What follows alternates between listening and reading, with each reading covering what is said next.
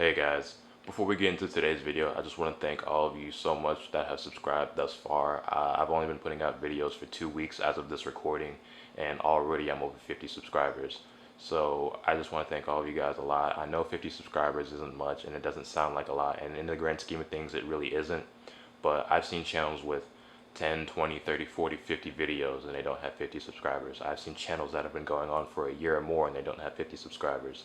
So for me to have been doing this for 2 weeks and only put out 4 videos and have already broken that milestone of 50 subscribers, it means a lot to me, and I can't thank you guys enough. I'll be sure to keep putting out these videos if you guys continue to support it. So yeah, thanks a lot, guys.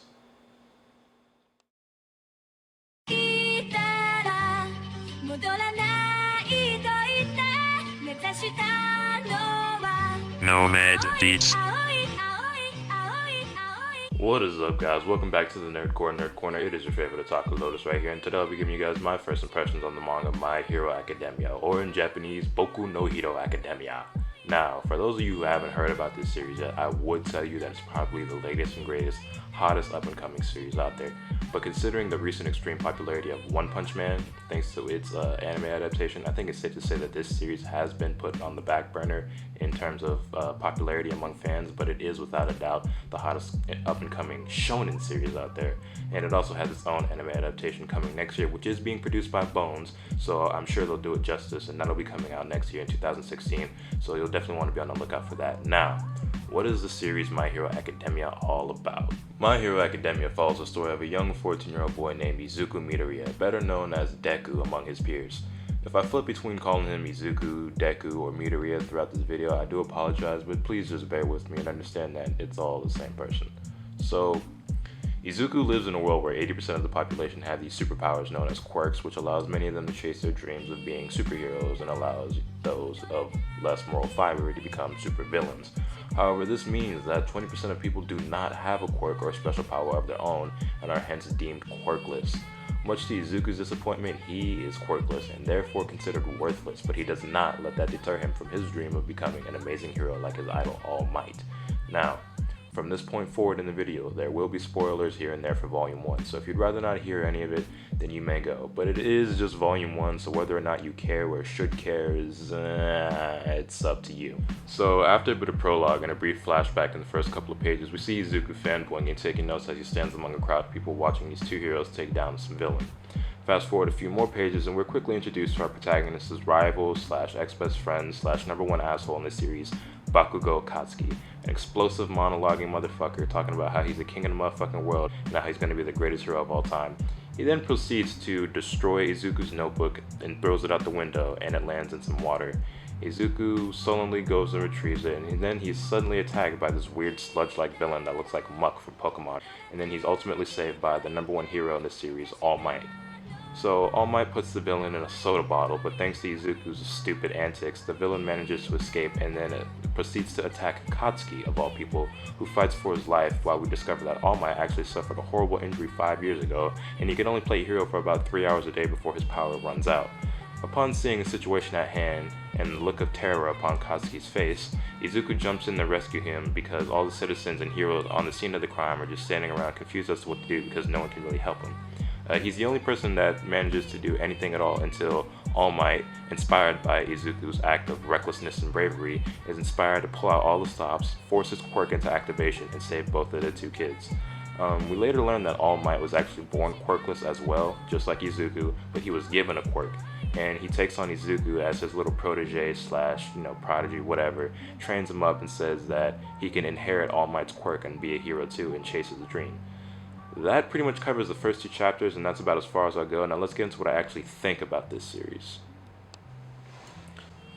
Ironically, this is the second series in a row that's a brand new series that's recently coming out. It's ongoing, and even though I said in my last manga first impressions video that I don't usually pick up manga like this, once again, somehow, I think I got suckered into the hype maybe because I was hearing a lot about this. I've seen in the weekly Shonen Jump rankings that this was beating One Piece a lot of the time, and considering One Piece is like the biggest thing ever in Japan, I was like, this must be really good, this must be pretty interesting.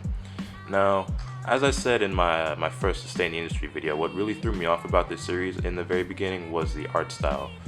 It's very cartoony. It looks a lot more like an American comic book as opposed to manga that I'm used to. It looks more American than Japanese. That's about the best way I can explain it. It's not that the art is bad whatsoever. It's really good art. It's just different from what I was used to.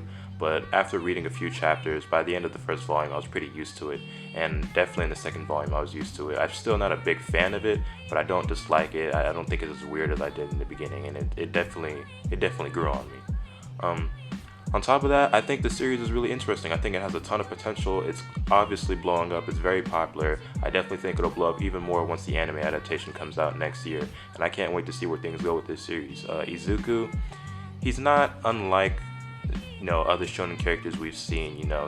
If I had to compare this series to anything, I would say that it's a lot like Naruto.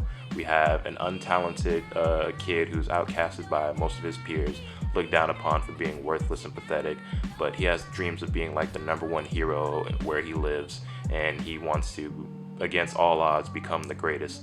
He has to beat people through sheer hard work, determination, and willpower because he doesn't have any talent. And he has a rival who's an asshole, thinks he's the king of the world, and is a prodigy. That sounds pretty familiar, yes? Yeah, so I guess in a sense it is a lot like Naruto, but I promise that it's a different take on it. It has its own spin. It's pretty unique in a lot of ways, and besides just the art style. So I think it's definitely worth checking out if you haven't already. Another thing I think is really interesting about this series is the fact that it's about superheroes, and that's something that we usually associate with American comic books, and I like how this one kind of bridges that gap between manga and comics. It always seems like there's this hostility and a constant debate between the anime community / manga community and like the comic book community. I mean, there's always like these debates of like Goku versus Superman and stuff like that.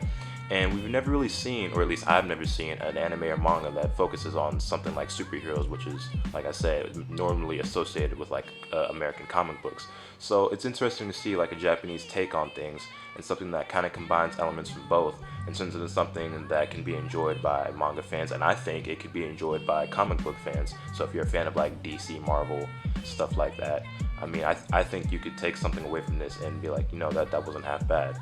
Me, myself, I'm not a huge comic book fan. I don't dislike comic books, but I didn't grow up reading comic books. I didn't grow up watching Spider-Man movies and Batman movies and stuff like that. I never really was interested in Superman, but I think this is fairly interesting. It definitely got me inspired to check out more about superheroes because, again, this is something that's new to me. Like, I've never really had any interest in superheroes in particular. I was never against them, but it was just nothing I ever pursued. But my interest in this has definitely sparked my interest in other things. So I definitely recommend this series if you haven't checked it out. It's really great. It's definitely going to be blowing up. And let me know what you guys think in the comment section below. If you haven't read this series, let me know if you plan on picking it up, checking it out. If you have read this series already, let me know what you guys think. Be sure to smash that like button, give me a comment, throw me some feedback. And just let me know what you guys think, and if you have any recommendations or suggestions for future videos or videos where you want me to do more first impressions on, which manga you want to see me do a first impressions on, let me know. That's pretty much all I have for today, guys, so I'll catch you later. See ya.